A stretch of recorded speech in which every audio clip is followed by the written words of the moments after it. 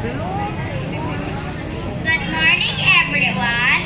My name is Raizel from grade 5. Today, I'm going to be telling you all a story called Sleeping Beauty.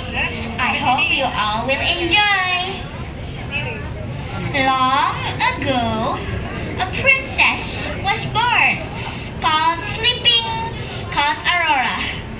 Aurora was the long-awaited daughter of a king and a queen. Everybody was celebrating and having fun. Everything was going fine until suddenly green smoke appeared on the ground and a dark fairy rised.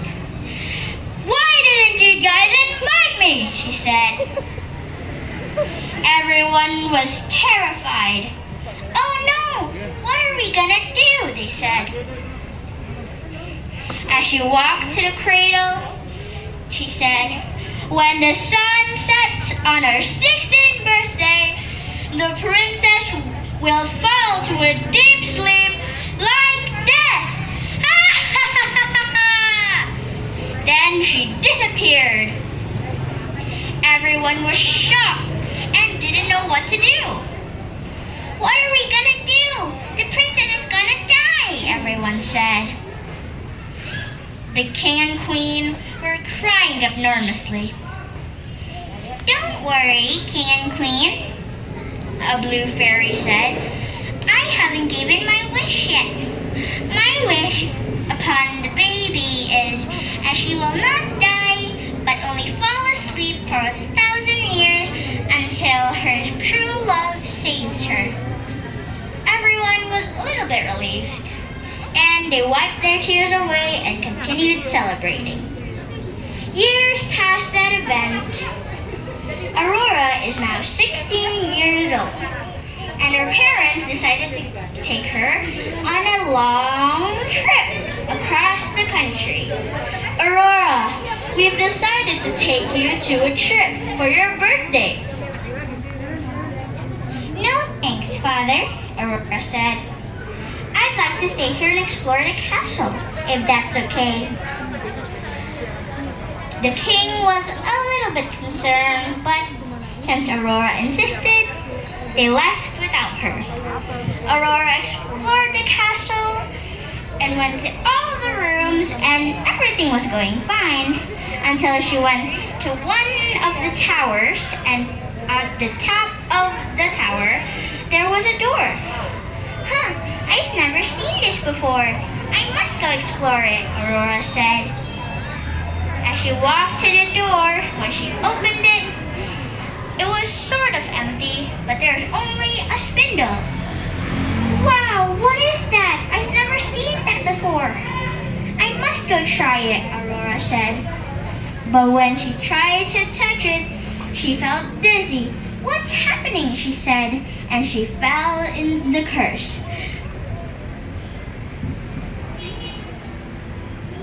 When the guards found her, the guards immediately called the royals. "Your Majesty, your daughter has fallen into the curse. You must come home." But when the king and queen went back, everything was too late. Everyone had already fallen asleep, and so did they.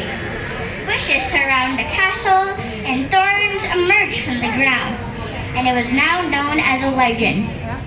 Thousands of years passed by after the occasion. A boy was born called Prince Philip. Prince Philip was the son from the neighboring kingdom. He was just exploring around because he was bored. But when he noticed something, he was lost. "Oh no, I think I'm lost. How do I get back?" he said. He ran everywhere to try to find his way back until he found a little cottage with an old man that lived there. "Excuse me, oh sir. I am Prince Philip from the neighboring kingdom. Do you perhaps know where I can go back to my place?" Prince Philip said. "Oh dear son, the only back to your kingdom is that way. wonder why kids get lost sometimes, he said. Thank you, sir, but I must ask with my curiosity. What is behind these bushes and thorns? Prince Philip asked. The legend says that behind these bushes and thorns lived a beautiful princess with her family that got cursed into falling asleep. Wow, I hope that legend is true. I'm gonna go save her, Prince Philip said.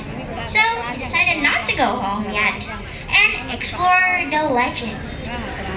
He trembled through the bushes, climbed over the rocks, and finally got to the castle. Whoa, the legend is true. I must save the princess, Prince Philip said. He ran to the top of the tower and found the princess lying there, dead. I'm gonna save you, princess! As he kneeled down to save him, the princess awoken.